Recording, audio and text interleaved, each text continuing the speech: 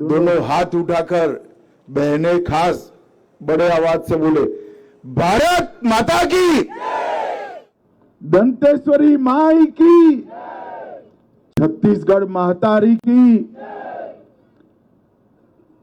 आज नेतानार गांव में इस छोटे से परंतु क्रांतिकारी कार्यक्रम में मेरे साथ मंच पर उपस्थित छत्तीसगढ़ के लोकप्रिय मुख्यमंत्री श्रीमान विष्णुदेव साई जी, राज्य के गृह मंत्री और उप मुख्यमंत्री, जिन्होंने नक्सलवाद को समाप्त करने के लिए बहुत कड़ी लगन से मेहनत की है, श्री विजय शर्मा जी, हमारे प्रदेश अध्यक्ष राजा साहब किरण देव सिंह जी, आपके ही बीच में से नेता बनकर निकले केदार कश्यप जी, महेश कश्यप जी, मेरे साथ गृह मंत्रालय में मेरे दोनों साथी गोविंद मोहन जी, तपन डेका जी, श्री विकासशील जी, और आज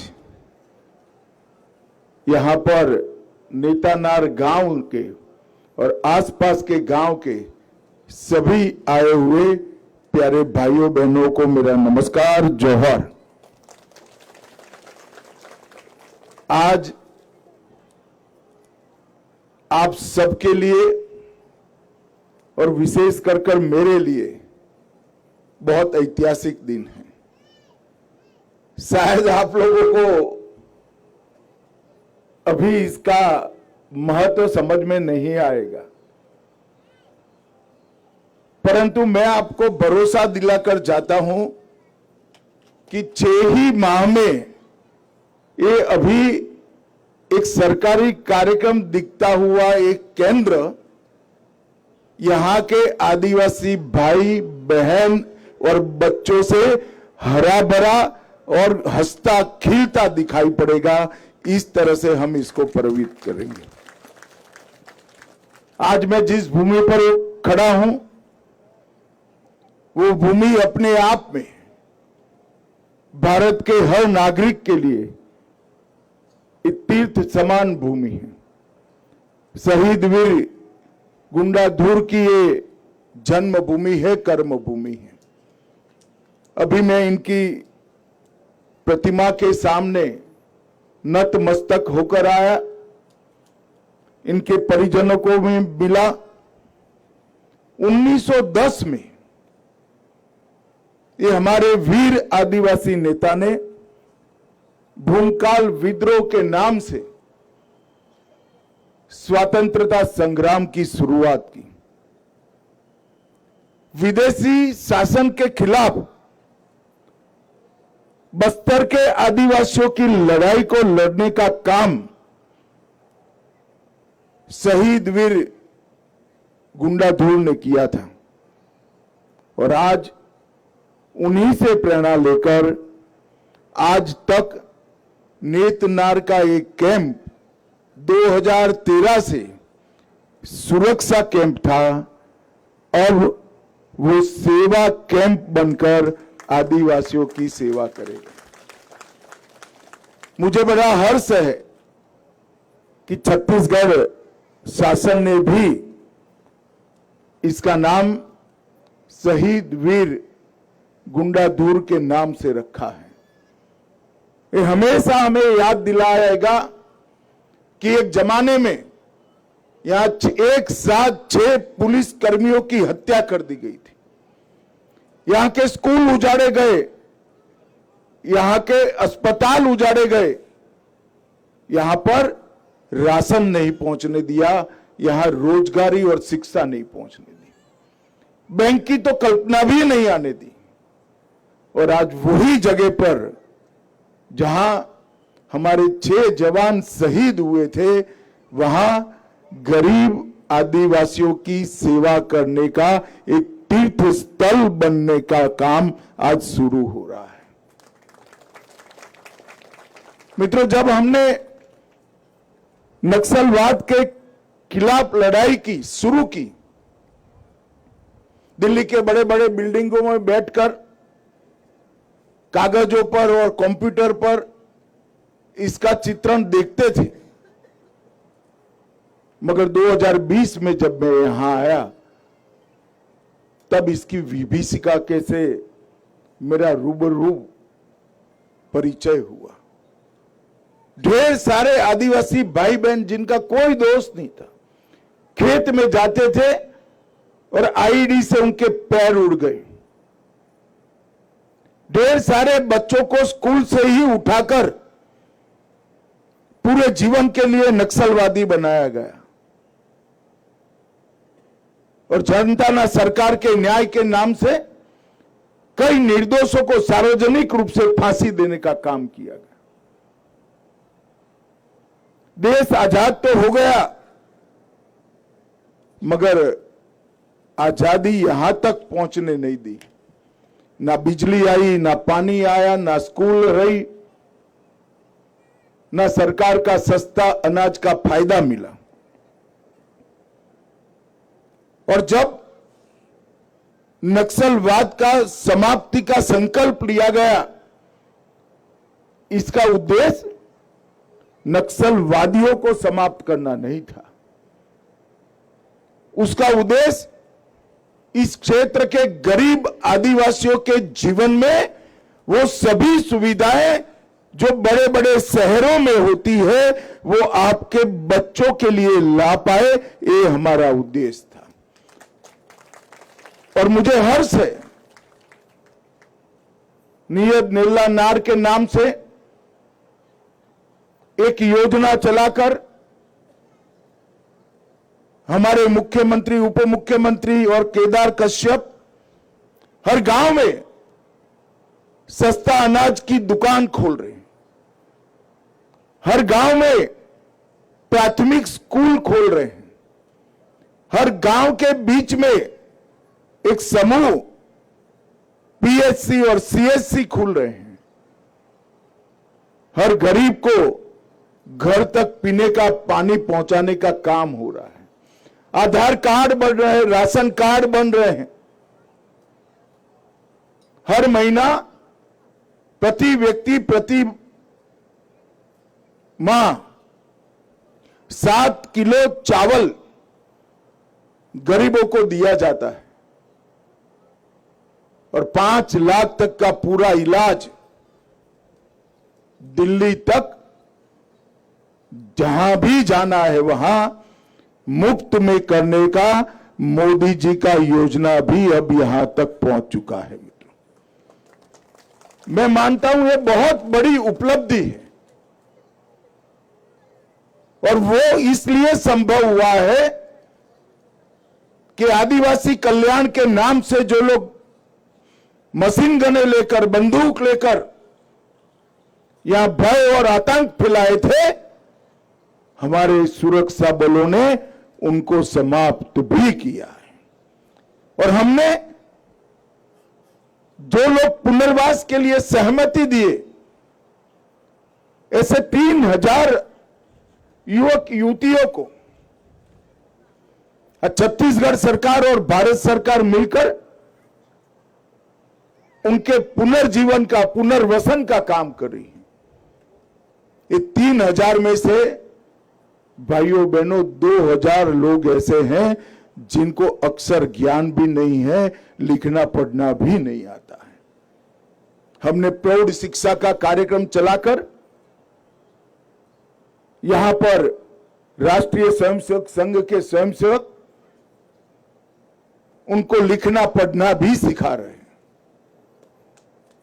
और एक बहुत बड़ी उपलब्धि इनके जीवन में उजियारा लाने की होने वाली है। नक्सलियों ने सालों तक एक गलतफहमी फैलाई कि हमारा विकास नहीं हुआ, इसलिए हमने हथियार उठाए हैं। मगर मेरी दृढ़ मान्यता है कि इस क्षेत्र का विकास इसलिए नहीं हुआ कि वो हथियार लेकर बैठे थे। वो चले गए, सरेंडर किए, अब विकास की शुरुआत हुई। मैं आज शहीद गुंडाधुर की इस भूमि पर पूरे बस्तर के आदिवासी भाइयों बहनों को एक वादा कर कर जाता हूं, 1 साल में सरकार को हम रायपुर से आपके गांव तक लाएंगे, किसी को रायपुर जाने की जरूरत नहीं पड़ेगी। सरकार की हर सुविधा पर आपका इतना ही अधिकार है जितना दिल्ली, मुंबई, बेंगलोर, अहमदाबाद के लोगों का है। ये आपकी सरकार है। आपके जीवन में खुशियां लाना इस सरकार का उत्तरदायित्व है और इसीलिए एक कैंप की शुरुआत की है। और आज मैं आपको बताना चाहता हूं, कल मैं प्रेस कर कर देश भर को भी बताने वाला हूं कि बस्तर में अभी 196 कैंप है, लगभग 200 के करीब। उसमें से 70 कैंप को हम इसी प्रकार के सेवा गांव के अंदर 1.5 साल के अंदर परिवर्तित कर कर आदिवासी कल्याण का केंद्र बनाने वाले हैं। संयोग ही था कि कल मैं एनआईडी में गया था। एनआईडी के प्रोफेसरों के साथ भोजन के बाद मैंने एक छोटी सी ब्रीफ मीटिंग की है। उसके बाद वो गृह मंत्रालय में आएंगे और डिटेल चर्चा करेंगे।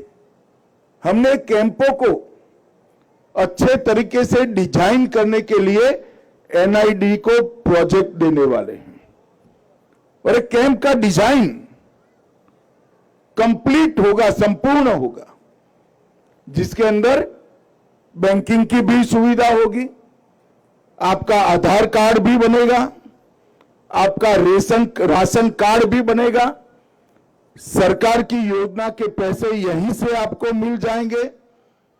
कॉमन सर्विस सेंटर पर राज्य सरकार और केंद्र सरकार की 371 योजना का लाभ एक ही भवन में से आपको मिलेगा। बीसी सखी, बैंकिंग सखी भी यही बैठी होगी। आपके कौशल की ट्रेनिंग अभी तो सिर्फ 2-3 चीजों की ही शुरुआत की है, सिलाई का काम और इमली को खाने लायक बनाने का मशीन और धान को छड़ने का काम, मगर ढेर सारी गतिविधियां यहां जोड़ी जाएगी। और सबसे बड़ी बात है, 3 माह पहले ही विजय भाई को मैंने गुजरात भेजा था। हमने डेयरी का मॉडल भी एनडीडीबी के माध्यम से हमारे हर गांव में डेयरी भी आएगी और हर आदिवासी बहन को 2 पशु देने का काम भारत सरकार और केंद्र सरकार मिलकर करेंगे। ये डेयरी ने हमारे गुजरात में चमत्कारिक परिवर्तन किया है। आज 36 लाख बहनों को लगभग 90,000 करोड़ रुपया इनकम होता है। 1,36,000 करोड़ अमूल का टर्नओवर है, उसमें से 90,000 करोड़ रुपया वो बहनों के पास वापिस जाता है। यहां पर पानी भी है, हरियाली भी है। पशुपालन की विधा अगर यहां आ जाती है तो बहुत बड़ा परिवर्तन होगा और ये विकास की शुरुआत मुझे आनंद है कि हमारी आदिवासी बहनें करेगी। 1-1.5 साल छत्तीसगढ़ सरकार अहरनिश मेहनत कर कर एक कैंपों को, सुरक्षा कैंप को सेवा कैंप में बदलने के लिए मेहनत करेगी। और भारत सरकार भी हर प्रकार की सुविधाएं मेरे आदिवासी भाइयों बहनों के लिए देने के लिए तैयार है। सम्माननीय प्रधानमंत्री मोदी जी ने भी आग्रह रखा है कि नक्सलवाद समाप्त हो गया ऐसा मानकर चैन की नींद नहीं सोना है। नक्सलवाद तभी समाप्त माना जाएगा जब नक्सलवाद ने जो नुकसान किया है वो हम 5 साल के अंदर भरपाई कर कर इस सभी गांवों को हमारे ऊर्जावान आदिवासी गांवों में बदले। और इसके लिए हमने बस्तर ओलंपिक, आदिवासियों के खेल को बढ़ावा देने के लिए, और बस्तर पंडुम, आदिवासी साहित्य, भाषा, संगीत, कला, नृत्य, अलग अलग प्रकार के विविध पकवान, इसको विश्व प्रसिद्ध करने के लिए बस्तर पंडुम, ये 2 कंसेप्ट हमने शुरू किए हैं। जैसे मैंने डेयरी की बात करी, इसी तरह आपके लिए बनाई एक राष्ट्रीय स्तर की कोऑपरेटिव के माध्यम से वनोपज का भी अच्छे तरीके से पैकेजिंग, ब्रांडिंग और मार्केटिंग तीनों करने का हमने संकल्प लिया है। और मैं मानता हूं कि डेयरी और वन उपज, ये दोनों मिलकर यहां पर रोजगारी का एक नया युग शुरू करेंगे।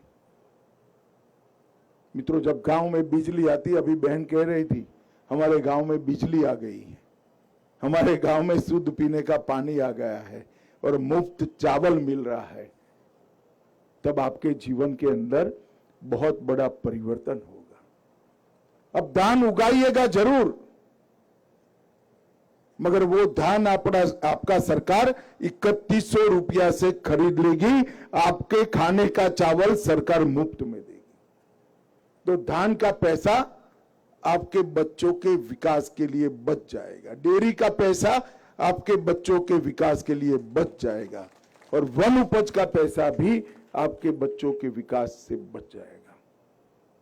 सरकार ने आरक्षण की व्यवस्था की है आदिवासी भाइयों बहनों के लिए। कहीं पर भी नौकरी की एडवर्टाइज निकलती है तो 15% आरक्षण आपके लिए सुनिश्चित है। एक बार बच्चे को पढ़ा लिए तो उसको सरकारी नौकरी भी मिलेगी और उद्योगों में भी नौकरी मिलेगी। मैं मानता हूं कि यही दिन के लिए शहीद वीर गुंडाधुर ने ये विद्रोह किया होगा, ये आजादी का आंदोलन चलाया होगा, और आज उनकी ही भूमि को इसीलिए पसंद किया गया है कि आजादी देश भर में तो 77-78 साल पहले आ गई, मगर हमारे बस्तर में 31 मार्च 2026 के बाद आजादी का सूर्योदय हुआ है। और मैं आज विश्वास दिलाकर चाहता हूं, ये जो देरी हुई है उसका पूरा नुकसान हम बहुत जल्दी भरपाई करेंगे, और यहाँ के क्षेत्र के लोगों के विकास के लिए भारत सरकार और छत्तीसगढ़ सरकार कोई कसर नहीं छोड़ेगी। मेरा आप सबसे एक ही निवेदन है, ढेर सारे लोग आएंगे, अलग अलग प्रकार की बातें करेंगे। विकास को रोकना कभी विकास को लाता नहीं है।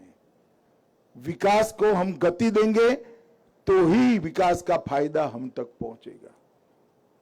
ये बात हमें समझनी भी पड़ेगी और समझानी भी पड़ेगी।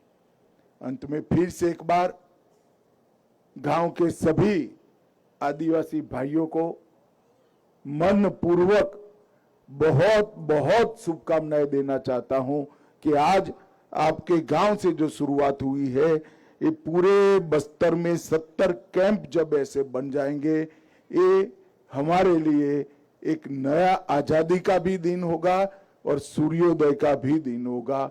आप सभी को बहुत बहुत शुभकामनाएं। जोहार, प्रणाम, नमस्कार।